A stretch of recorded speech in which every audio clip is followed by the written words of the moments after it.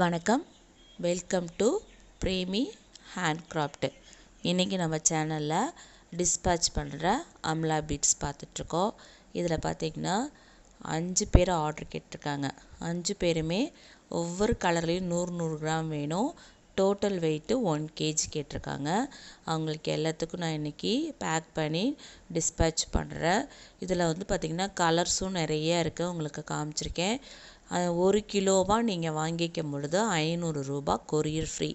இது இந்த வருஷம் ஜனவரியிலேருந்து நான் கொடுத்துட்ருக்கேன்.